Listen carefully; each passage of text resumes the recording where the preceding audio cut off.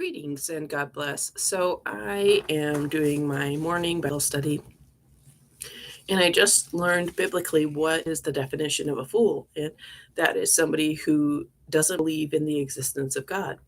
Now, I'm a fairly new believer, and so when I first started out, I was like, oh, I'll read all these different types of Bibles, and then I learned what makes the King James Bible different and how certain essential scriptures are removed from other Bibles, which are imposters. And that's what, I guess you could call it Antichrist, because Antichrist means replacement. So it doesn't mean that it's the enemy, like blatant. It's somebody who's trying to emulate God. And so, anyways, what I noticed as a new believer is I'd be like, oh, yeah, I use the King James Bible.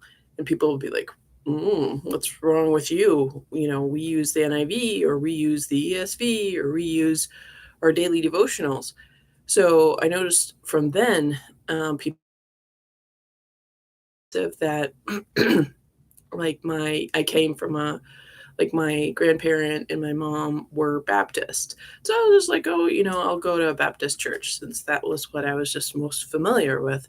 And people were defensive about Baptist church. So already I noticed people getting like defensive about the King James Bible, being a Baptist, and then that I believed the King James Bible because slowly but surely I was reading some parts of the Bible, and Christmas time would roll around, and I looked up, what's this time of year in pagan traditions, and you look at any major holiday, and there's a pagan human sacrifice ritual or something um, connected with major. I think major American holidays. That's all I have explored. Maybe if you're in a different country, see what's going on there. But there's these pagan, demonic worshiping holidays that involve the shedding of blood or orgies, child human sacrifice, adult human sacrifice, and like what a demonic ritual is always a desecration, and it's a violation of innocence, and it's harm. Like there's nothing nice about pagan demonic rituals. And yeah, there'll be the external, just like the Freemasons or just like Catholicism or something like that, or Jehovah's or Seventh Day Adventist or whatever. Like any secret society will start off, oh, we have these beautiful outfits, just like the military, right? Um, we have these great outfits, and we have these grand displays, all this eye candy and influence and stuff like that.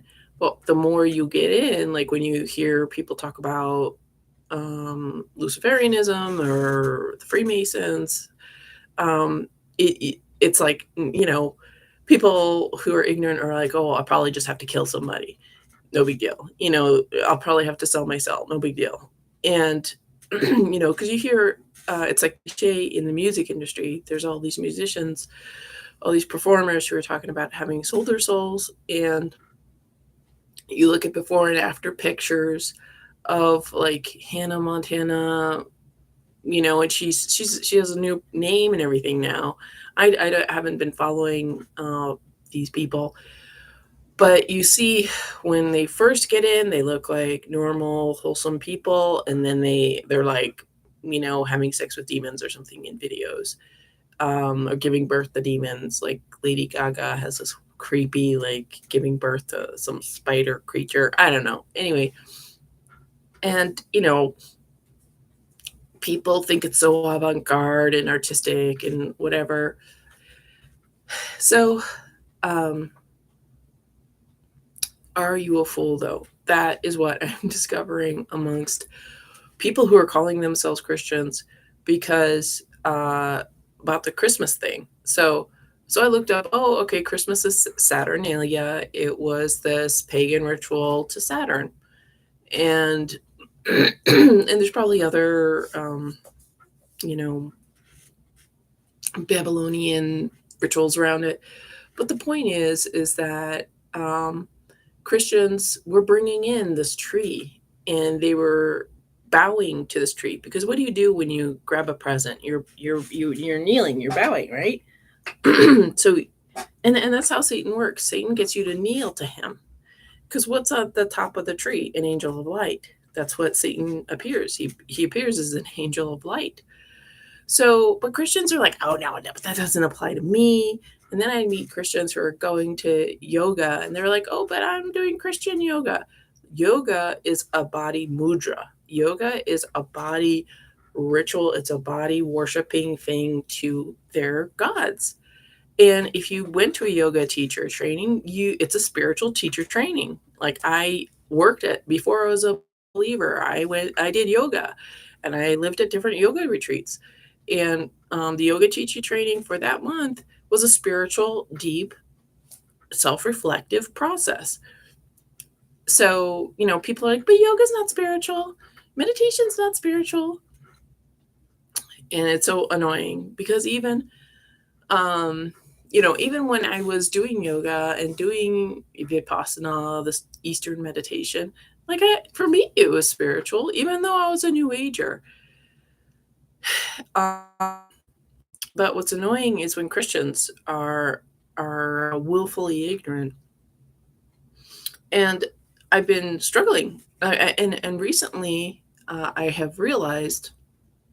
So they don't believe the King James Bible. The Bible will do. They don't, like, believe, like, they don't even honor God. They're like, oh, well, I know children are being sacrificed on Halloween or on Saturnalia, but I'm not going to believe it, and I'm going to participate in this pagan holiday. Like, that to me is, number one, that's disrespectful for the people who are actually being sacrificed on that day. Personally, like, I do not approve of people going around trick-or-treating when some Pizzagate episode is happening at Voodoo Donuts or whatever,